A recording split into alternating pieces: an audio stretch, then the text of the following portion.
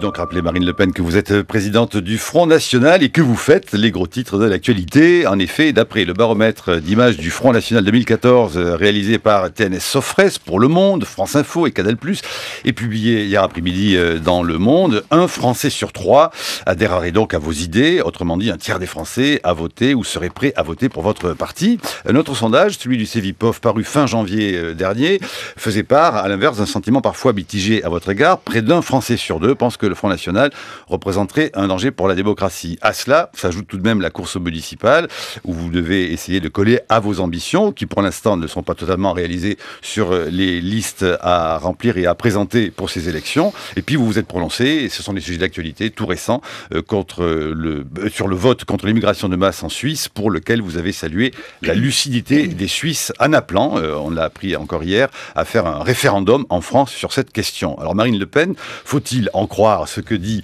Le Monde qui débarre au fond son analyse sur vous? Êtes-vous un paradoxe si l'on comprend que l'entreprise de dédiabolisation a fonctionné pour vous, que les gens vous trouvent plutôt sympathique, chaleureuse dit-on, mais que le Front National ne convainc pas encore tout à fait à la même hauteur sur les idées? Ce qui serait très intéressant, c'est d'avoir le même sondage sur l'UMP et le PS, voyez-vous. Car je suis tout à fait sûr que sur toute une série de sujets, l'UMP et le PS seraient très largement en dessous des taux d'adhésion que recueille le Front National. Notamment sur ces près de 60% de Français qui pensent que le Front National est proche des préoccupations des Français, s'attache à leurs problématiques réelles, de la vraie vie, comme je disais, puisque je présentais le Front National comme le parti de la vraie vie. Donc ce que je crois, ce qui est intéressant peut-être, c'est de voir cette courbe et de voir qu'année après année, le Front National se rapproche du pouvoir. Voilà, je crois que c'est cela qu'il faut en tirer, c'est-à-dire se rapproche de seuils électoraux qui sont de seuils de potentiels électoraux, pour être tout à fait juste, qui sont des seuils qui envoient des présidents de la République à la tête de l'État. Or, c'est le seul objectif du Front National, arriver au pouvoir pour appliquer ses idées. Marine Le Pen, et donc, on peut que se réjouir de cela. Ce paradoxe, 34% des personnes interrogées donc, qui adhèrent aux idées du Front National, mais la moitié qui considèrent qu'il représente quand même le Front National un danger pour la démocratie. Est-ce que c'est le symptôme de ce qui est souvent décrit au Front National, une certaine divergence de point de vue entre vous et la base du parti? Non, c'est juste la conséquence que nous sommes David contre Goliath. Nous sommes seuls à nous défendre, il faut bien dire, contre une quasi-unanimité, notamment médiatique, je le rappelle ici quand même particulièrement, où le Front National est systématiquement présenté. On sait bien que tout le monde... Vous ne répondez pas vraiment à la question. Non, mais laissez-moi terminer ma phrase. Tout le monde n'adhère pas vraiment pourquoi foncièrement... vous me coupez? Parce que vous ne voulez pas que je dise que dans le bureau du service politique de France Culture, il y a les affiches de la dernière présidentielle de tous les candidats, jusqu'à Eva Joly, M. Dupont-Aignan, M. Poutou, M. Sarkozy, etc. Sauf l'affiche de Marine Le Pen. C'est ça que vous n'avez pas envie que je dise. Eh bien, je le dis en public. Elle était payante, votre affiche, voilà. Marine Le Pen, dans vos meetings. Elle est payante. Il fallait les payer pendant les meetings. Mais n'importe quoi, vous racontez n'importe quoi. Bon, enfin bref. Quoi qu'il en soit, c'est très révélateur. Est-ce qu'il y a une coupure entre vous et la base du parti politiquement ? Vous acceptez dans la définition que vous faites, vous, de la démocratie, tous les mouvements politiques, mais que vous rejetez le Front National. Eh bien, quand ça s'est répété tous les jours, il y a un certain nombre de gens qui peuvent être effectivement sensibles à cette analyse. Mais ils sont de moins en moins nombreux. Ce qui prouve d'ailleurs que toutes ces campagnes de diabolisation ne fonctionnent pas. Et je m'en réjouis, bien sûr, car elles sont profondément injustes. Et l'on va, très certainement, tenant compte que ça ne fonctionne pas, le système va finir par aller sur le fond. Et c'est ça, moi, qui m'intéresse. Parler du fond des idées. Or, je remarque également que sur le fond des idées, il y a de plus en plus de Français qui sont majoritairement d'accord avec les grandes options qui sont celles du Front National, qu'il reste encore de la pédagogie à faire sur un certain nombre de sujets qui bien souvent sont caricaturés ou sont quasiment sous omerta, et c'est le cas de l'euro. Vous dites le débat n'est pas interdit, mais ce que vous avez fait n'est pas un débat. C'est une prise de position. Non, ça c'est une chronique. Oui, mais c'est une prise de position absolument partiale sur un sujet qui, il faut l'admettre, n'a n'a pas encore fait l'objet d'un débat en France, comme ça a été le cas en Italie, comme c'est le cas en Allemagne. Mais le 8h15, 8h45 sera consacré à cette question-là, ne vous inquiétez pas, Marine Le Pen. Mais tout de même, non, pour continuer, il y a, rappelons, 40% des personnes interrogées pour le sondage que je citais, vous trouvent sympathique, chaleureuse, honnête, inspirant confiance et pensent que vous avez de nouvelles idées pour résoudre les problèmes de la France. Bon, champagne, formidable, mais c'est vrai tout de même qu'on lit ensuite qu'il y a 64% des Français qui n'approuvent pas tout sur la question, par exemple, justement de l'euro, ou 72%, alors on peut, après les chiffres, vous me direz, mais quand même, qui rejettent la question de la priorité nationale en matière d'emploi. Est-ce que ça veut dire que, encore une fois, vous avez réussi effectivement très bien à vous faire entendre, à vous faire accepter, et la preuve en est que vous êtes ici comme partout ailleurs, mais que sur la question des idées, il y a encore du travail, et qu'il y a peut-être des choses qui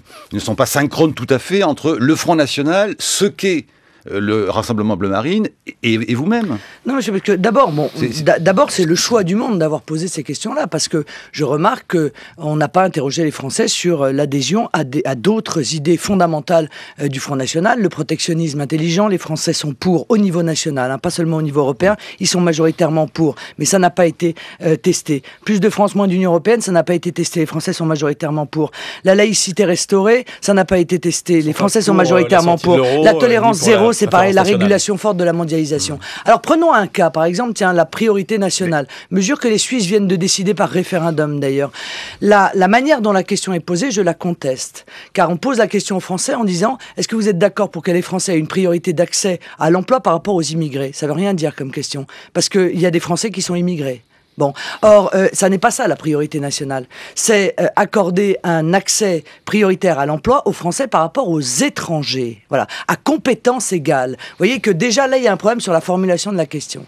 Quant ça serait la question que vous aimeriez poser en référendum sur l'immigration? C'est le sens de la demande de référendum. Écoutez, moi, si on pouvait demain organiser un référendum exactement du même type que celui qui a été organisé en Suisse sur l'arrêt de l'immigration de masse et la priorité nationale en même temps, évidemment, je m'en réjouirais. D'ailleurs, j'ai lancé sur le site du Front National une pétition à ce sujet. Comment vous analysez la réaction des patrons suisses qui sont inquiets et qui disent il y a quand même un intérêt à l'immigration, à l'arrivée comme ça de main-d'œuvre, on en manque? Et il y a un problème à ce niveau-là. C'est vrai qu'un intérêt, ils sont catastrophés. Ah oui, ils sont catastrophés. Vous vous rendez compte, on ne va pas pouvoir utiliser l'immigration pour peser à la baisse sur les salaires. Oh, c'est catastrophique. Suisse, ça va. Non, mais non, madame. Non, mais vous dites ça n'est pas vrai. Car pourquoi, d'ailleurs, beaucoup de Français vont en Suisse, vous le savez bien, c'est parce que les salaires en Suisse sont bien plus importants que les salaires en France. Et que par conséquent, plus il y a de concurrence de la part d'Européens qui ont des taux de salaire très bas, et plus ça tire à la baisse les salaires suisses, exactement de la même manière qu'en France, les salaires sont tirés à la baisse par la venue d'étrangers. Il n'y a pas de main-d'œuvre, il n'y a pas suffisamment de main-d'œuvre. C'est ça la question. Les patrons s'interrogent aussi sur la façon dont on va organiser l'établissement de ces quotas. Est-ce que c'est par région ou par canton? Est-ce que c'est par branche? Mais ça permettez-moi, c'est de leur cuisine interne. Oui, mais enfin, ils dénoncent de la bureaucratie supplémentaire. Non, mais la vraie question, c'est le peuple a-t-il le droit de maîtriser ses frontières, oui ou non?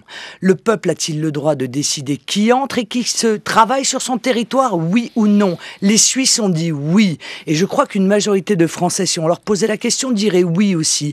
Or, il nous est imposé... Daniel Cohn-Bendit a dit que sans doute le pourcentage serait même bien plus fort en France. Et il a tout à fait raison. Oui. Et il a tout à fait raison. Nous sommes donc contraints à une libre circulation auquel le peuple français n'adhère pas. Eh bien ça, je suis désolé, mais c'est profondément antidémocratique. C'est aussi simple que cela. Lorsqu'on fait fi de la souveraineté du peuple et qu'on lui interdit de s'appliquer à lui-même les règles qu'il décide, alors on est en oligarchie, c'est-à-dire un petit nombre de gens qui défendent d'ailleurs leurs intérêts et qui imposent à l'immense majorité une politique qui nuit aux intérêts de l'immense majorité. Enfin, cela dit, le principe de l'accès au travail pour tous, ce n'est pas un principe en soi forcément démocratique, c'est un principe républicain, tout simplement. Ça veut dire quoi? Que l'accès à tous, pas de discrimination, l'accès au travail à tous. La République ne choisit pas. Non mais excusez-moi, monsieur. Dans la République française, il a toujours été acquis qu'on pouvait mettre en place des systèmes différenciés en fonction que vous ayez la nationalité française. Différenciés, mais pas discriminants. Non mais différenciés. C'est le critère ensuite qui va poser problème. Non mais monsieur, ça ne pose aucun problème. Et je vous renvoie à des analyses qui ont été faites d'ailleurs par des constitutionnalistes, par des spécialistes de la Convention européenne des droits de l'homme, qui dit qu'un pays a parfaitement le droit de maîtriser son immigration et qu'il a parfaitement le droit à condition de changer la Constitution. mettre en place une priorité nationale à l'embauche. C'est d'ailleurs, encore une fois, ce que vient de faire la Suisse, qui ne me paraît pas être le parti totalitaire auquel on pense immédiatement. Cela dit, parti totalitaire qui n'a jamais voulu s'associer à vous, l'UDC. Comment expliquez-vous cela? Vous avez, je crois, souvent voulu être un partenaire de l'UDC. L'UDC a toujours eu quelques réticences à vous accompagner éventuellement. Mais monsieur, encore une fois, ça n'a strictement aucun rapport avec ce dont nous parlons. C'est quand même l'UDC qui a réussi à faire voter ce que vous souhaitez en France. Même UDC qui ne vous voit pas d'un œil très favorable. Mais la Suisse n'est pas membre de l'Union européenne. Moi, je cherche à faire mais je parle de l'UDC. Un groupe au Parlement européen. L'UDC n'est pas au Parlement européen. Vous êtes d'accord avec moi? Non, mais dans les soutiens que vous avez recherchés de partis qui pourraient ressembler aux vôtres, je crois que l'UDC n'a pas souhaité donner une suite. Nous avons des contacts avec un certain nombre de personnes de l'UDC. Pas toutes, pas monsieur Bloch. Ils ont eu des mots très très durs quand même sur le Front National. Non, mais qu'est-ce que ça peut faire? Ils ont une mauvaise image. Oui, ils n'ont pas une bonne image non plus. Ils ont probablement une image qui est déformée de nous. C'est pas grave. Non, ils sont peut-être comme les Français, ils ont une bonne image de vous, mais pas du parti. Non, cette image, elle est construite, monsieur, par une élite qui en Suisse est elle aussi elle était contre ce référendum, l'élite. Vous vous souvenez, c'est comme pendant la Constitution européenne, 99% des députés et des sénateurs étaient pour la Constitution européenne, l'intégralité des médias était pour la Constitution européenne, les patrons étaient pour la Constitution européenne, les syndicats étaient pour la Constitution européenne, mais 55% du peuple était contre. Voilà, cette fracture entre les élites et le peuple, elle existe, elle s'aggrave, elle s'élargit. C'est vrai en France, c'est vrai en Suisse, et c'est vrai, hélas, dans beaucoup de pays européens. Bon, la priorité nationale, si c'est pas possible en France, en raison de ce préambule à la Constitution de 46 qui est toujours en vigueur, chacun a le droit de travailler, le droit d'obtenir un emploi. Si ça correspond pas, si ça colle pas, on fait quoi? On change la Constitution? Bien sûr, mais vous savez combien de fois elle a été changée, la Constitution française, dans les dernières années? Le préambule de 46, il a pas été modifié depuis 46. On modifie la Constitution en indiquant, je suis désolé, mais enfin à ce moment-là, si on vous suit, il faut que le droit de vote soit accordé à tout le monde. S'il faut aucune discrimination partout, je demande à personne de me suivre, je pose des questions.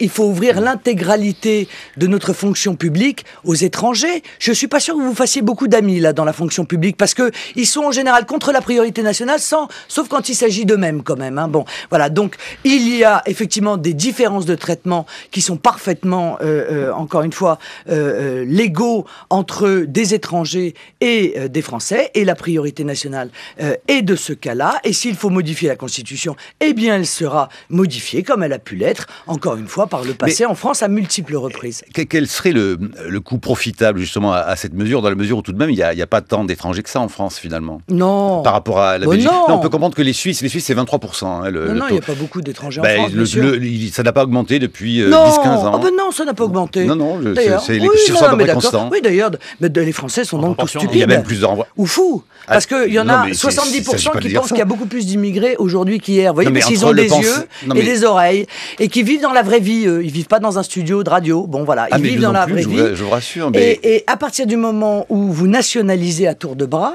vous naturalisez, à tour de bras, évidemment, vous maintenez le taux, entre guillemets, de chiffres des étrangers en France, toujours au même niveau.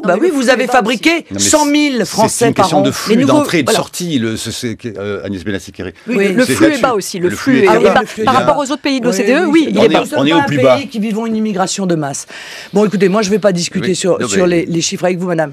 Mais je peux vous dire une chose. Vous êtes en désaccord avec une immense majorité de Français qui, eux, se rendent bien compte que la France vit une immigration massive depuis des années maintenant, que celle-ci bouleverse les équilibres économiques, que celle-ci bouleverse les équilibres de nos systèmes de protection sociale, et qu'elle bouleverse aussi, dans un certain nombre de quartiers de plus en plus importants, notre culture, notre identité, notre mode de vie, nos valeurs. Sur la protection sociale, les études qui ont été faites, vraiment point par point, très sérieuses, montrent que l'immigration n'a pas d'impact sur les comptes sociaux. Si s'il y a un impact, c'est un impact positif. Ah ben voilà, très bien. C'est la fameuse étude de Lille que vous ressortez à chaque fois. Non, il y a plusieurs études là-dessus. Mais il y a des études étrangères aussi. Il y a des études à l'étranger. Madame Tribala à venir vous en parler. Parce que c'est drôle, c'est toujours les mêmes qui sont invités. Non, ce sont ceux qui vont dans le sens de ce que les élites veulent faire croire au peuple. Voilà. Il faut inviter Madame Tribala, elle va vous dire exactement l'inverse, Madame Tribala. Comme d'ailleurs un certain nombre d'autres sociologues, d'autres démographes, qui viennent vous dire exactement l'inverse. Qui viennent vous dire que l'immigration, évidemment, coûte à la France, et que d'ailleurs c'est si vrai que le gouvernement n'a eu de cesse, et tous les gouvernements, de refuser à ces chercheurs de pouvoir obtenir des chiffres fiables. Donc soit on manipule les chiffres, soit on les cache. Comme ça, c'est aussi simple que ça. C'est ce que dit Madame Tribala, dont vous ne pouvez pas quand même la soupçonner qu'elle soit proche du Front National, puisqu'elle vient de la gauche. Elle aussi. Pour les étudiants étrangers, Marine Le Pen, tiens, une question sur cette circulaire Guéant qui a été abrogée en 2012. Est-ce que vous la réactiveriez, cette circulaire? Elle avait été dénoncée par les présidents d'universités, de grandes écoles, sur le thème ça nuit gravement à l'attractivité de la France, des filières françaises.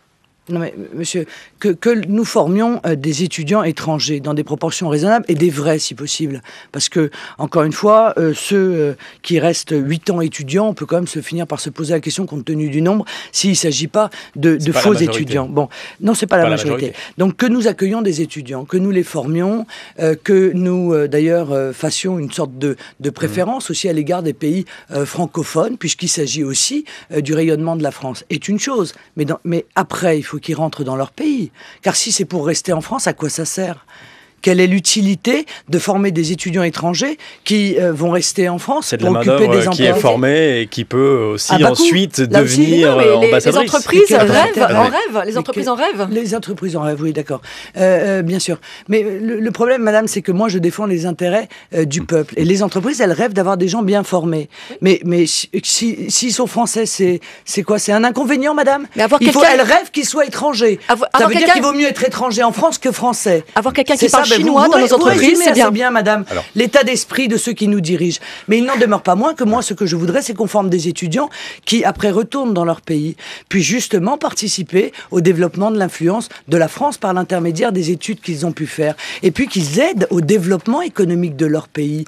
Car c'est ça l'objectif aussi. C'est d'aider ces pays à se constituer des élites, un corps médical, un corps d'ingénieurs, et pouvoir ainsi fixer les populations dans leur pays d'origine, parce que ces pays bénéficieront d'un surcroît économique. À 7h57, tout de suite, Brice, de quoi nous parlerez-vous à 8h15? La partie de débat où nous aurons largement le temps de revenir sur toutes ces questions, notamment d'économie. Marine Le Pen. Brice, bonjour. Assez vite parce qu'on était déjà en retard. Désolé. Oui, je voudrais revenir sur l'aspect protectionniste de votre programme et vous demander si vous pensez qu'il est réaliste dans le monde du 21e siècle, caractérisé par l'augmentation des échanges commerciaux entre les nations et la spécialisation. Je voudrais vous poser une question toute simple tout à l'heure. C'est si vous fixez des quotas sur l'importation des ordinateurs et des portables, comme semble présager votre programme, est-ce qu'on ne va pas se les procurer tout simplement au marché noir ? 8h16, c'est l'heure de la chronique de Brice Couturier. Rebonjour à vous, Brice. Rebonjour Marc. C'est Didier Migaud, le président de la Cour des comptes et ancien député socialiste, qui le dit. Les prévisions de rentrée d'impôts sont en dessous de ce que pouvait espérer l'augmentation de leur taux. Et les réductions de dépenses publiques demeurent quant à elles insuffisantes. Du coup, les prévisions du gouvernement pour 2014 sont jugées exagérément optimistes par les sages de la rue de Cambon. Le déficit public en 2013 se révélera supérieur au taux de 4,1% prévu. La dette publique va continuer à augmenter à un rythme à peine ralenti. Elle atteindra le seuil symbolique de 2000 milliards d'euros à la fin de cette année, soit 30 000 euros sur la tête de chaque Français. Nous persistons donc à vivre à crédit. Cela augure mal de la fin du quinquennat de François Hollande, car cela signifie que la vraie rigueur va bientôt commencer. Toutefois, si le président de la République parvient à imposer à sa majorité son plan de réduction des dépenses publiques de 50 milliards d'ici à 2017. Or, on le sait, l'électeur de gauche a développé une véritable allergie au mot de rigueur que ses élus évitent de prononcer devant lui. Mais quand on en est à envisager le blocage de la progression à l'ancienneté des traitements de fonctionnaires, c'est qu'on a atteint le stade dit de l'austérité. Alors un véritable boulevard va donc s'ouvrir devant les diverses oppositions de droite, de gauche et d'ailleurs. Encore faut-il qu'elle propose un plan crédible de sortie de crise. Alors quelles sont les solutions que nous propose le Front National ? La défense des petits contre les gros, c'est un thème qui permet de relier entre elles les deux moments de l'histoire du Front National, la période de Jean-Marie et la période Marine, qui n'ont pas grand-chose à voir l'une avec l'autre sur ce plan. Mais cela ne définit pas une politique économique. En outre, on fera observer que le relèvement uniforme des bas salaires de 200 € risque de provoquer la faillite de nombre de ces PME que vous prétendez défendre. D'autant que vous leur interdisez, Marine Le Pen, de répercuter cette hausse sur leurs prix puisque vous entendez les contrôler. Vous allez me répondre à tous ces arguments, mais j'en ai pas mal d'autres, vous allez voir. En outre, vous êtes beaucoup plus généreuse envers les fonctionnaires que le gouvernement socialiste puisque vous prétendez augmenter le point d'indice de manière significative pour les petits salaires et de manière moindre pour les hauts salaires. Voilà qui se révélerait peu compatible avec l'objectif affiché d'une forte réduction de la dette publique. Votre programme, Marine Le Pen, est bien français, en effet, puisqu'il est ultra-étatiste. Vous voulez le retour de l'État stratège investisseur avec la création d'un fonds d'industrialisation stratégique. Vous réclamiez la création d'une banque publique de financement des PME-PMI, eh bien la gauche l'a fait. Le relèvement de la tranche supérieure de l'impôt sur le revenu à 46%, le gouvernement l'a porté à 45%. L'alignement du niveau de la taxation des revenus du capital sur celui du travail, ça aussi c'est acquis. Vous pourriez peut-être voter la confiance au gouvernement Ayrault si une partie de sa majorité l'abandonnait. Mais soyons sérieux, chacun le sait, là où votre programme économique est particulier, c'est dans le domaine monétaire, Agnès Benassi-Kéré vient de l'expliquer, et commercial. Je cite, « Déconstruction ordonnée de l'euro, retour bénéfique aux monnaies nationales qui permettra une dévaluation compétitive pour oxygéner notre économie. Puis, contrôle des mouvements de capitaux, nationalisation partielle des banques qui s'imposerait en effet dans une hypothèse.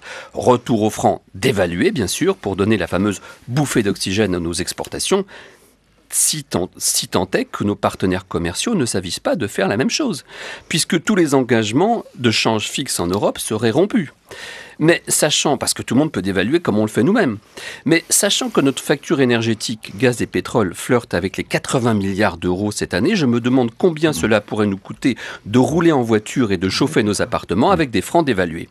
Protectionnisme, avec des droits de douane, je vous cite encore, des droits de douane ciblés et des quotas d'importation. Des quotas d'importation, bon sang, alerte, les ordinateurs et les téléphones portables et les téléviseurs risquent de devenir en France des denrées rares puisque nous n'en produisons pas. Alors sur quels produits en provenance de France porteront les inévitables rétorsions des Chinois si vous limitez l'importation de ces produits? Les vins, les parfums et cosmétiques, à moins que ce ne soit nos ventes d'Airbus qui s'en trouveraient pénalisées. La chronique de Brice Couturier sur franceculture.fr. Marine Le Pen. J'ai un vrai problème là, parce que vous n'avez pas lu le programme. Ah si, je l'ai lu. Je vais vous en donner une démonstration immédiate. Vous dites une augmentation de 200 € des salaires et que ça allait asphyxier les PME. Vous vous trompez totalement. Vous n'avez pas lu le programme, car il ne s'agit pas d'une augmentation du SMIC. Il s'agit de la prise en charge par l'État de la part salariale des cotisations sociales. Ça veut dire que les PME et les PMI ne verront pas augmenter d'1 € ce que ça leur coûte. Donc c'est des caisses de l'État alors. Exactement, monsieur. Ça veut dire que vous n'avez pas lu le programme. Et cette dépense nécessaire pour relancer, encore une fois, le pouvoir d'achat, parce que donner 200 € à tous les salaires jusqu'à 1,4 fois le SMIC, augmenter de 200 € net, c'est exactement ce que les Français pensent. Ils pensent qu'en dessous de 1500 €, ils n'arrivent pas à vivre, vous voyez. Et moi, je pense comme eux. Je pense qu'il est très difficile de vivre avec le SMIC aujourd'hui. Or, ça n'entraîne pas 1 € de plus de charges pour les entreprises. C'est bien ça d'ailleurs, l'intelligence à mon sens de ce programme.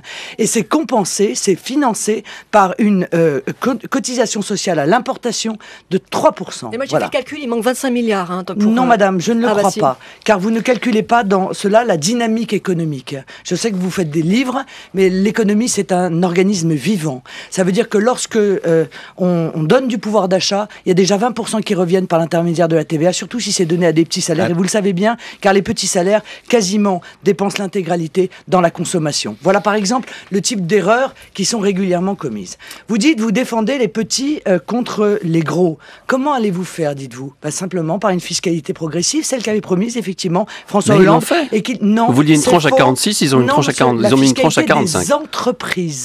Des entreprises, l'IS que nous avons proposé effectivement de baisser pour les PME-PMI avec 3 tranches 15, 25, 33%, alors qu'aujourd'hui, les grosses multinationales payent en moyenne, vous le savez, 8% d'impôts. Ça c'est pas vrai, j'ai regardé récemment. Si, c'est vrai, alors que les PME-PMI payent plein pot, ce que je trouve être profondément injuste. Donc c'était une mesure de justice à l'égard des PME-PMI, dont je vous rappelle quand même qu'ils sont les grands pourvoyeurs d'emplois dans notre pays. Ce ne sont pas les multinationales qui créent les emplois, ce sont les TPE, les PME et les PMI.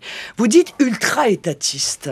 Ah bon, mais De Gaulle était ultra-étatiste, oui. Alors. Parce que le fait d'avoir un État stratège, en quoi est-ce ultra-étatiste? Le fait de dire qu'il existe des domaines dans l'économie française qui sont des domaines qui touchent à l'indépendance de notre pays et que dans ces conditions, l'État doit se donner la possibilité d'intervenir s'il pense que des pans de notre économie qui sont essentiels à notre liberté, à notre indépendance, vont passer éventuellement sous contrôle, soit d'entreprises étrangères, soit dépendre de manière trop importante des importations. Mais ça, c'est une vision absolument souverainiste. Et c'est exactement la vision qu'avait le général de Gaulle. Et excusez-moi, encore un mot. Sur les nationalisations des banques. Vous dites, vous voulez nationaliser les banques. Ça n'est pas vrai. Ça n'est pas ce que j'ai dit. J'ai dit que je veux la séparation des banques de dépôt et des banques d'affaires. Et que si les banques, effectivement, d'affaires tombent, eh bien, elles tombent et elles seront gérées comme des entreprises qui font faillite de manière parfaitement naturelle. Et que s'il faut passer, en cas de crise financière grave, par la nationalisation temporaire des banques, alors moi je veux bien que vous me disiez que ce soit un programme gauchiste. Alors à ce moment-là, le gouvernement anglais est gauchiste, parce que c'est ce qu'ils ont fait. Ils ont nationalisé leurs banques, parce qu'à un moment donné, ils ont considéré que la protection des déposants était une priorité. Voilà. Alors moi je veux bien, si vous voulez, que tout consiste à ridiculiser le programme ou à le caricaturer. Mais la réalité, c'est que ça n'est pas en usant de moyens déloyaux que l'on peut créer un vrai débat. Alors, madame, vous avez des opinions très claires, très tranchées, semble-t-il. Vous avez été, je crois, vous avez dirigé le Centre d'études prospectives et d'information internationale. Le CEPI. Je ne crois pas avoir vu votre nom dans la liste assez courte, il faut bien le dire, de ceux qui ont prévu la crise financière de 2008. Mais vous y trouverez le mien, madame. Car le Front National a fait une conférence de presse en juin, où il a annoncé, lui, la crise financière qui arrivait. Vous voyez que probablement, nos experts ont une compétence plus large que l'immense majorité. Être expert n'est pas être astrologue, hein, c'est pas un métier de voyant non plus. Ah oui, mais voyez, écoutez, comment ça se fait-il que nous l'avons vu? Comment ça fait-il que nous l'avons prévu? Vous êtes extra lucide, sans doute. Peut-être parce que nous avons des experts qui n'ont pas des œillères et qui ne sont pas dans le conformisme économique. Je voudrais vous poser une question, je ne suis pas économiste, donc je ne m'engagerai pas sur ce terrain-là, je vois que vous avez l'air de bien connaître vos dossiers, mais tout de même, en revanche, je voudrais savoir comment, au fond, vous êtes passé, en revanche, Front National, sur cette philosophie-là d'un État fort, dans, au fond, le souvenir et le sillage d'un général de Gaulle, tandis que le Front National, à une époque, on se souvient de votre père, qui était plutôt un libéral réganien, qui réclamait dans les années 86 une économie française plutôt très libérale. C'est savoir comment s'est opérée la mutation et de passer comme ça d'un libéralisme réganien des années 80 à quelque chose qui est, comme vous le dites, souverainiste. Ce n'est pas nous qui avons changé, c'est le contexte, tout simplement. Ah, votre père aujourd'hui serait comme vous, alors, économiquement parlant. Oui, je crois, oui. Ah, il est devenu aussi, alors, du coup... Mais oui, bien sûr, parce que... Je vais vous dire pourquoi. Parce que dans les années 80, le danger, ça n'était pas un excès de libéralisme, c'était un excès de socialisme et de communisme. C'était ça le danger. Par conséquent, se positionner face au danger de l'excès de socialisme et de communisme, c'était en 86, ça déjà, ça n'allait plus très fort déjà pour le communisme. Vous savez, 3 ans après, le mur tombait, la perestroïka... Oui, enfin, avant que le mur tombe, permettez-moi que ça se portait encore relativement bien quand même. Bon. Oui, mais pas dans les années 80. Voilà. Aujourd'hui, le danger, c'est l'excès du libéralisme qui est aggravé par l'effacement total des frontières, par la financiarisation généralisée de l'économie et par cette espèce de nouveau totalitarisme qui considère qu'il ne faut mettre aucun obstacle au commerce, même pas pour protéger l'intérêt des plus faibles, l'intérêt des plus modestes, l'intérêt des entreprises patriotiques, etc. Excusez-moi. Mais comment comprendre, c'est quel est l'hommage que vous avez rendu à Margaret Thatcher, qui quand même est justement l'archétype même de ce libéralisme-là? Parce que, monsieur, ça n'est pas le programme économique de Madame Thatcher que j'ai salué, et je crois que mon communiqué était très clair, c'est son patriotisme. Moi, je respecte tous ceux qui défendent l'intérêt de leur pays. Et vous voyez, je pourrais faire le même compliment à Madame Merkel. Et pourtant, je ne partage absolument pas son analyse. Sauf que je remarque que Madame Merkel, en Allemagne, défend les intérêts de l'Allemagne. Et j'aimerais juste bien qu'en France... On peut être patriote à l'intérieur de l'Europe. Mais personne ne dit l'inverse, sauf que nous ne défendons pas les intérêts de la France. Nous ne sommes pas patriotes. Nous n'avons pas une politique patriote. On peut le faire sans sortir de l'Europe, c'est ça la question. Nous avons une politique qui défend les intérêts allemands. Ça ne m'intéresse pas, moi. Moi, ce que je veux, c'est défendre les intérêts français. Alors, pour répondre quand même, parce que je voudrais pas laisser comme ça sans réponse, là encore une fois, je crois, une mesure qui est totalement caricaturée, les droits de douane et les quotas d'importation. Ça existe dans tous les pays, tous. Le Canada, les États-Unis, le Brésil, ça la existe Chine. En Europe, ça existe. L'Union européenne. Non, ça n'existe pas, et vous le savez bien. C'est dérisoire. C'est dérisoire. L'agriculture, c'est dérisoire. Franchement, ils existent. Donc, il faut quand même être clair. Il s'agit évidemment de mettre des droits de douane ou des quotas d'importation sur les produits qui sont importés et qui sont en concurrence directe avec les nôtres. Pas sur des produits que nous ne fabriquons pas. Ça n'aurait absolument aucun sens. Et dans ce cas-là, je crois qu'il faut, pour faire un plan de réindustrialisation, mais c'est déjà une rétorsion de notre part, en quelque sorte, à des droits de douane qui sont appliqués alors que nous n'en appliquons pas. Et en l'occurrence, si vous voulez, le plan de réindustrialisation que j'envisage, il se ferait en accord avec les chefs d'entreprise. Et il s'agirait de mettre en place et de prévoir un plan de mise en place de droits de douane progressifs sur des produits que nous pouvons refabriquer, car c'est ça aussi le but, réindustrialiser notre pays. Il y a une division du travail à l'échelle internationale. On ne va pas s'amuser à fabriquer des t-shirts qui vont nous coûter 10 fois plus cher que ceux qu'on achète aux Indiens. Votre village mondial, votre utopie de division du travail est en échec total. C'est un échec total. Vous nous avez vendu ça. Qu'on achète nos t-shirts bon marché, c'est quand même une aide au pouvoir d'achat des plus pauvres. Comme de cobayes. La réalité, c'est que c'est un échec. Vous vouliez faire de la France un pays de services. Vous aviez juste oublié la réalité de l'économie, à savoir qu'il n'y a pas de service quand il n'y a pas d'industrie. Voilà, c'est une erreur. Et je pense que tous ceux qui ont contribué à cette erreur devraient être décrédibilisés à tout jamais. Alors, Agnès Benassi-Kéré ? Alors, comme vous lisez attentivement les publications du CEPI, vous savez que l'essentiel des importations ne sont pas des biens de consommation finale, mais des intrants pour les entreprises. Donc, les obliger à acheter français leur ferait perdre en réalité de la compétitivité. Et l'autre point, il y a une évaluation qui a été faite sur la mondialisation pour aller dans le sens de Brice Couturier. La mondialisation pour le pouvoir d'achat, c'est environ 1 mois de salaire médian. Mais oui, bien sûr. Bien sûr. Alors parlons de la compétitivité. Vous parlez donc de ces fameuses importations qui ne sont pas des produits finis. Je suis d'ailleurs d'accord avec vous, ces chiffres-là ne sont pas contestables. Mais pourquoi on ne les fabrique pas ? Parce que je vous signale que dans l'automobile, c'est ce qui s'est passé. On a ouvert totalement les frontières, on a mis en concurrence tout le monde, on a mis en place un euro qui est extrêmement cher et qui du coup rend nos entreprises non compétitives. Elles sont donc allées chercher du matériel à l'étranger, matériel qui avant était fabriqué en France. C'est exactement l'effet inverse que je veux voir mettre en œuvre. Alors moi, ce surcroît de compétitivité, il m'intéresse bien entendu, mais moi je l'obtiens grâce à la monnaie. Car il y a une chose qui est sûre, encore une fois, à coût égal, eh bien le même produit fabriqué en zone dollar vaut $1 et ce même produit fabriqué en France vaut $1,30. Je ne vois pas comment on peut être compétitif dans ces conditions. Par conséquent, il y a 3 manières de récupérer de la compétitivité. La déflation salariale, c'est d'ailleurs ce que dit la Commission européenne, très gentiment, très simplement. La baisse du système de protection sociale ou la dévaluation de la monnaie. Eh bien, moi, je préfère agir sur la monnaie parce que je trouve que baisser les salaires et baisser le système de protection sociale, c'est scandaleux, c'est antisocial, c'est jeter les gens dans la précarité, vous voyez ? Et je pense très honnêtement que ainsi nous récupérerions effectivement avec 20% de dévaluation 20% de compétitivité, là où on cherche à en obtenir avec 50 milliards du pacte de responsabilité, où on en obtiendra 3 petits pourcents ridicules qui évidemment ne permettront pas à nos entreprises d'être compétitives. Mais ce sera plus efficace par une baisse de l'euro que par un éclatement de la zone euro. Non, madame, parce que vous savez bien que la baisse de l'euro, l'Allemagne n'en voudra pas. Et que la BCE est indépendante, que par conséquent, il faudrait que tous les pays d'Europe se mettent d'accord pour demander à ce que la BCE abandonne son indépendance. Pas du tout. Mais si, bien sûr que oui. Évidemment, vous le savez.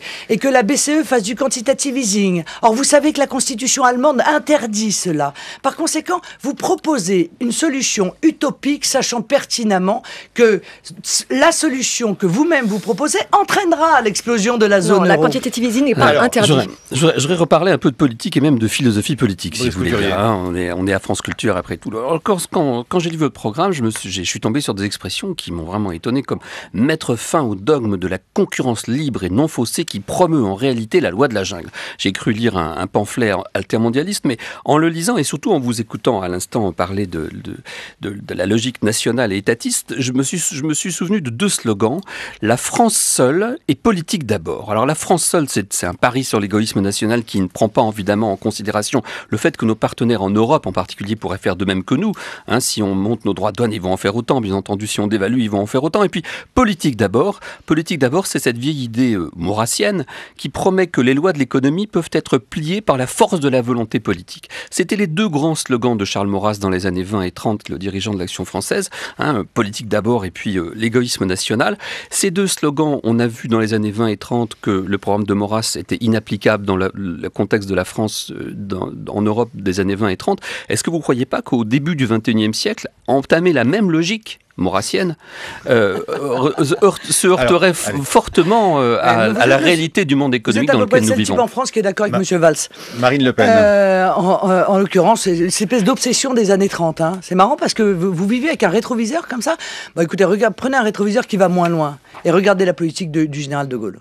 D'accord, on peut en parler. Il arrive au pouvoir, il fait 40% d'évaluation. Tout le monde peut se réclamer du grand homme. Mais voilà, tout le monde le fait, c'est facile. Mais je veux dire, à la limite, très honnêtement, de Gaulle était le premier à dire qu'il n'a pas à se soumettre à l'économie, qu'il ne s'agissait pas de se soumettre à l'économie, que c'est le politique, évidemment, qui a un pouvoir supérieur à l'économie. Et Dieu merci, d'ailleurs. Permettez-moi, parce que quand on voit ce qui se passe, quand on a donné le pouvoir à l'économie, moi, je préfère effectivement que ce soit la politique et donc la démocratie, cher monsieur. C'est comme la loi de la physique, on ne peut pas les tordre à volonté. Monsieur, vous êtes un ultralibéral, antidémocrate, parce que si le peuple ne peut pas décider pour lui-même, s'il ne peut pas effectivement, dans un certain nombre de cas, tout en conservant une économie de marché, une libre entreprise... Il y a des lois de l'économie comme il y a des lois de la physique. On peut pas faire voler les gens, c'est peut-être que ça serait agréable qu'on puisse voler et que la gravité serait des lois insupportables. Monsieur Moscovici, l'économie n'est pas une science, voyez-vous, car si c'était une science, nous ne serions pas dans la situation dans laquelle nous sommes aujourd'hui. C'est au mieux un art, et que manifestement de moins en moins de gens maîtrisent, en l'occurrence. Ignorer les lois on fait courir de grands risques au pouvoir d'achat des Français, par exemple. Vous me dites... Non, c'est l'euro qui fait courir un grand risque au pouvoir d'achat des Français. Parce que le pouvoir d'achat des Français, il s'est effondré depuis que l'euro est arrivé. Car les coûts ont explosé, monsieur. Le pouvoir d'achat, il s'effondre quand on est à 5 millions de chômeurs officiels. Ce dont vous n'avez pas l'air, d'ailleurs, de critiquer, ce qui est quand même assez ahurissant. Vous me parlez des partenaires en Europe, mais monsieur, aux élections européennes, il y a énormément de pays qui porteront en tête de leurs élections des mouvements qui défendent exactement les mêmes vues que les miennes. Car le patriotisme économique est une revendication des peuples d'Europe. La maîtrise des frontières est une revendication des peuples d'Europe. Donc la montée des antagonismes nationaux est une perspective que nous devons craindre. Mais pourquoi des antagonismes, monsieur ? Moi, je suis en très bonne relation avec ces dirigeants de mouvements qui vont demain arriver en tête dans leur pays. La dévaluation compétitive, vous ne pensez pas qu'ils vont en faire autant ? Mais monsieur, non, je ne le crois pas.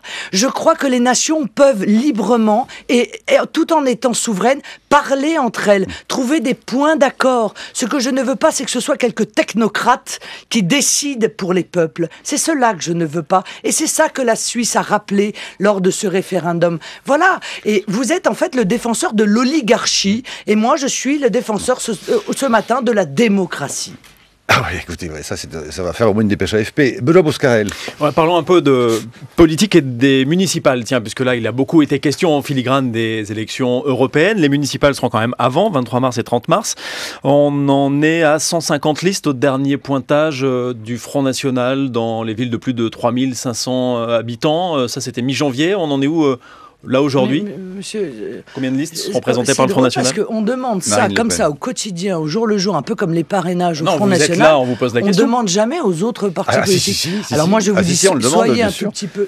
Non, jamais. Ah si, enfin nous aussi, mais vous ne écoutez pas. Non, vous ne demandez jamais aux partis politiques. Ils ont aussi un peu moins de soucis pour les constituer, peut-être. L'enjeu pour vous est d'autant plus important que vous vouliez 770 listes pour des villes de plus de 1000 habitants.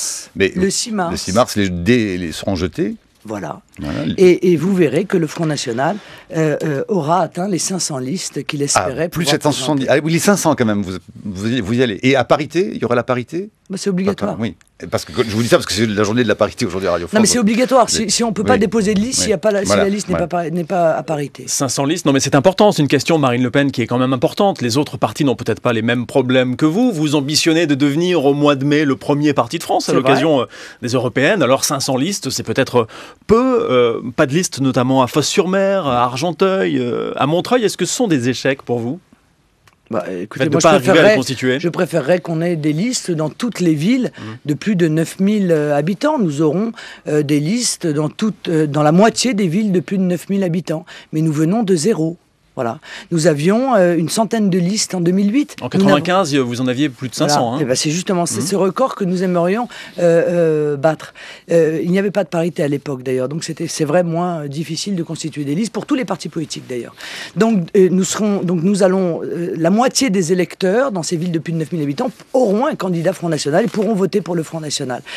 Mais encore une fois, nous partons de zéro. C'est vrai que c'est compliqué parce qu'au municipal, il y a une prime Pourquoi au sortant. C'est compliqué ? Parce qu'il y a une prime au sortant au municipal, parce qu'il y a des partis qui sont implantés localement depuis des décennies et que par conséquent, quand on lance un processus d'implantation locale, il ne peut pas être à 100% immédiatement, mais qu'il soit déjà. Ça n'empêche pas les listes écologistes, les listes divers gauche ou divers droite un peu partout. Vous savez combien de listes étiquetées écologistes il y aura précisément ? Est-ce que vous diagnostiquez un problème sur le fait que les gens n'aient pas tellement envie encore d'associer leur nom au Front National officiellement ? Mais non, monsieur, mais je voudrais que vous compreniez que des listes écologistes telles quelles, il y en aura largement moins que des listes Front National.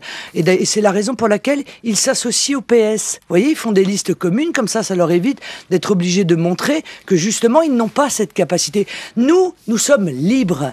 Nous ne voulons nous soumettre à personne pour pouvoir continuer à défendre nos idées. Alors du coup, ça nous rend la chose un peu plus compliquée, mais je crois qu'honnêtement, passer de 100 à 500 listes en l'espace de 5 ans, c'est spectaculaire. Et vous verrez également que les résultats que feront ces listes, car c'est ça aussi qui est important, seront, je crois, démontreront elles aussi une poussée spectaculaire des résultats par rapport aux dernières municipales. Une réaction sur la reconnaissance, c'était hier, du vote blanc par le Parlement. Ça a souvent été théorisé, le vote blanc, comme un élément qui permettrait de lutter contre le Front National et ses scores électoraux. Le vote blanc contre le vote bleu marine ? Oui, mais je crois que c'est une erreur, parce que ça part de l'analyse que le vote Front National est un vote de contestation. Et je crois que ceux qui défendent encore cette analyse sont encore dans le passé, car le vote Front National aujourd'hui est un vote d'adhésion. Tout le démontre, les partiels le démontrent, les seconds tours le démontrent, et donc tant mieux que le vote blanc existe, mais enfin il ne sera quand même pas comptabilisé, vous avez remarqué ça. Ça ne sera pas dans les votes exprimés. Voilà. On pourrait aller plus loin justement, il faudrait, ou ça sert à rien ? Écoutez, je pense que, encore une fois, à partir du moment où les votes consistent à partager entre des gens qui défendent des idées les postes, je vois pas bien s'il serait très utile de comptabiliser les votes blancs dans les votes exprimés. Pourquoi n'avez-vous pas manifesté les 2 dimanches de suite de jours de colère ou des manifestations qui étaient contre les projets de loi du gouvernement sur la famille ? Parce que je crois que la plus belle manifestation quand on veut changer la politique, c'est d'aller voter, et que comme je suis la présidente d'un parti politique, j'appelle tous ceux qui sont en désaccord avec la politique actuelle et qui veulent une autre politique à se rendre aux urnes. Mais certains dans votre parti ont manifesté, oui, mais ils sont assez proches. Oui, mais personne n'est présidente du Front National. Donc, si vous voulez... Mais c'est une manière de dire, attention, il ne faut pas être débordé par la rue, par votre droite ? Non, mais je ne sais pas de quoi vous parlez, non. De ce qu'au fond, ils manifestent dans la rue des gens qui pourraient être en accord avec vos idées, mais qui le font savoir plus que vous ne le faites vous. Non, mais ça fait 1 an et demi que je suis extrêmement clair sur ces sujets. Je pense que le gouvernement passe c'est extrêmement clair. Je pense que le gouvernement passe de sujet sociétal en sujet sociétal pour éviter de montrer qu'il est totalement impuissant à apporter la moindre réponse aux maux qui frappent notre pays, et que l'UMP s'est jeté également dans ces sujets sociétaux parce qu'il veut éviter de montrer qu'il a, sur toutes les grandes orientations économiques et sociales de notre pays, exactement les mêmes solutions que le Parti socialiste, comme l'a d'ailleurs avoué M. Barouin il y a 2 jours. Mais comment observez-vous, cela dit, vous allez me dire que ce n'est pas la majorité, mais ceux qui se sont déclarés plusieurs fois dans la presse très déçus du Front National, comme les Arnaud Cléré, Nadia Ponto, Benoît Girard, qui s'étaient présentés et voulaient se présenter notamment sur des listes du Rassemblement Bleu Marine, et qui finalement en sont partis en claquant la porte, certains disant, comme Arnaud Cléré, quand on voit Marine Le Pen à la télévision, on ne peut pas imaginer à quoi ressemble l'arrière-boutique. Monsieur Cléré est pour l'instant victime d'une poursuite en diffamation. Oui, mais Numéro 1. Numéro 2, qu'il y ait des gens qui arrivent au Front National, qui espèrent des postes ou des places et qui ne les ont pas, qui sont déçus, qui partent en exprimant leur désappointement, bien souvent, plus que leur désapprobation. Mon Dieu, c'est la vie de tous les partis politiques. Hein.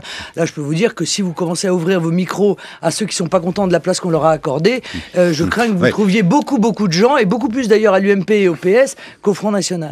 Un de vos proches, Frédéric Chatillon, voulait faire interdire le livre d'un journaliste, Vol au-dessus d'un nid de facho, où il était qualifié de néo-nazi. Le tribunal de grande instance de Paris a estimé que cette procédure ne relevait pas du référé, ainsi le livre n'est pas interdit. Ça, et il ne constitue pas de trouble. Non, mais la question que demande au fond l'avocat, c'est de dire, au fond, est-ce que vous assumez, vous, la présence d'un tel personnage dans votre entourage, écoutez, ou est-ce que vous décidez de rompre avec lui? Non, mais écoutez, monsieur, vous êtes gentil, mais monsieur Chatillon est un fournisseur. Gentil, je vous le confirme. Non, mais c'est un fournisseur du Front National.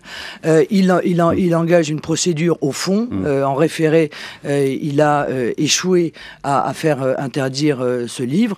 C'est son problème, si vous voulez. C'est lui qui est injurié dans ce livre. Donc il va poursuivre ce journaliste au fond. Je ne vois pas très bien quel est le rapport avec moi, quoi. Mais c'est que c'est un proche. Non, c'est un fournisseur du Front National. Parce que si vous voulez, honnêtement, que je m'insère dans la vie personnelle... Vous n'avez pas de fournisseur qui soit contre vous, quand même. Vous prenez des gens qui sont... Non, mais d'accord, mais enfin, est-ce que, honnêtement, vous poseriez une question telle que celle-là, n'importe qui... Mais bien sûr, je vous plaisantez. Mais bien sûr que non. Non, mais écoutez, c'est dérisoire. Mais ça me rassure, parce que je me dis que si on en est à ce niveau microscopique d'intérêt, c'est que probablement, effectivement, la montée du Front National gêne et qu'on n'a pas beaucoup d'arguments de fond à lui opposer. Ah ben si, voilà. sinon, c'est qu'on veut juste savoir, on n'a pas d'argument, c'est juste qu'on on pose des questions. On pose des questions. Les bibliothèques et les médiathèques de France, oui, rapidement, les bibliothèques reçoivent en ce moment quelques appels, des courriers, des mails qui leur demandent de retirer certains livres qui seraient moralement néfastes, des livres en fait sur l'égalité entre les filles et les garçons. Est-ce que vous soutenez cette démarche, Marine Le Pen? Est-ce qu'il y aurait de mauvais livres qu'il faudrait retirer des médiathèques? Non, moi je soutiens pas du tout cette démarche. Je pense que dans les bibliothèques, il manque des livres plutôt qu'il y en a trop. Voyez-vous ce que je veux dire? Et donc je suis pour que les bibliothèques soient ouvertes au plus grand nombre de livres, au plus grand nombre de thèses, de sensibilités, etc. Parce que moi je crois à l'intelligence des Français et je crois qu'ils sont largement assez intelligents pour se faire une opinion eux-mêmes. Voilà. C'est la journée, vous le savez, d'égalité femmes-hommes sur Radio France aujourd'hui. On cherche une femme pour le Panthéon. Qui voulez-vous? Marine Le Pen, Olympe de Gouges, Germaine Tillion, Louise Michel, Simone de Beauvoir, Lucie Aubrac, Simone Veil, Georges Sand, Sœur Emmanuel, Joséphine Baker. Olympe de Gouges, ça m'irait bien, moi. Ça m'irait bien. Vous savez que Olympe de Gouges, elle est extraordinaire. C'est la première qui a inventé l'affiche politique. Elle écrivait à la main des affiches qu'elle allait coller sur les murs. C'est l'inventeur de l'affichage en politique. Voilà. Je trouve que c'était une femme extrêmement courageuse et pour laquelle, à titre personnel, j'ai beaucoup d'admiration. Régis Debray avait annoncé ici...